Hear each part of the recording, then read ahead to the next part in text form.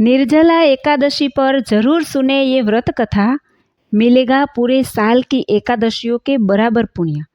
निर्जला एकादशी का हिंदू धर्म में विशेष महत्व है। यह एकादशी सबसे कठिन और पुण्यदायी एकादशियों में से एक है। इस दिन भगवान विष्णु की पूजा करने का विधान है। वहीं इस दिन पर पूजा करते समय व्रत कथा पढ़ना जरूरी माना जाता है। भीमसेन ने पितामह वेद व्यास जी से पूछा, हे पितामह, राजन युधिष्ठिर, माता कुंता, द्रौपदी तथा मेरे भाई अर्जुन, नकुल और सहदेव, वे सभी लोग हर एकादशी को उपवास रखते हैं और मुझे भी ऐसा करने को कहते हैं, किंतु मैं प्रबल भूख के कारण उपवास नहीं कर पाता।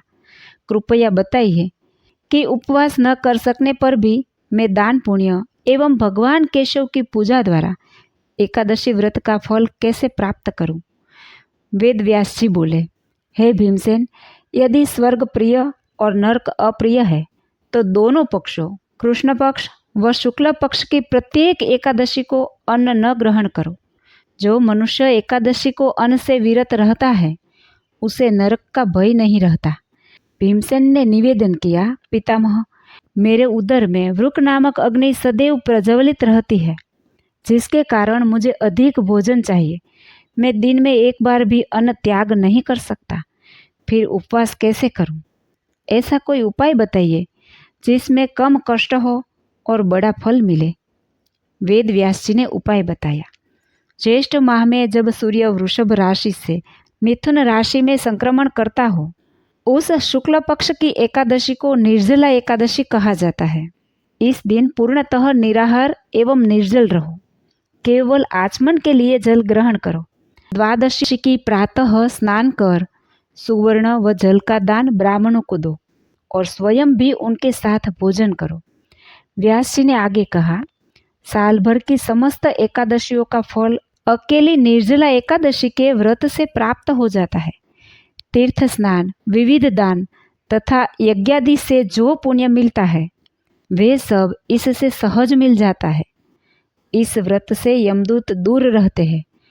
पित्त वस्त्रधारी चक्रधारी विष्णुदूत जीव को श्री वैकुंठ ले जाता है।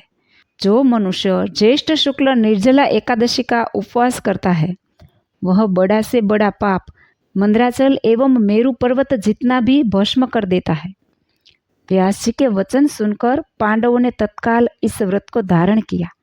भीमसेन ने भी निर्जला व्रत रखा। तभी से इसे भीम एकादशी अथवा भीम द्वादशी भी कहा जाता है।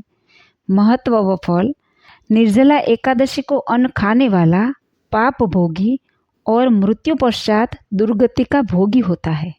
यह व्रत ब्रह्म हत्या, सुरापान, गुरुद्रोह, मिथ्या वचन आदि महान पापों से भी मुक्त कर देता है।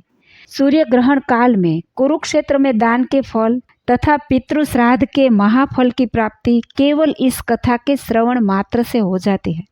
इसी प्रकार ब्रह्म वैवर्त पुराण में वर्णित ज्येष्ठ शुक्ल निर्जला एकादशी का महात्म्य पूर्ण होता है।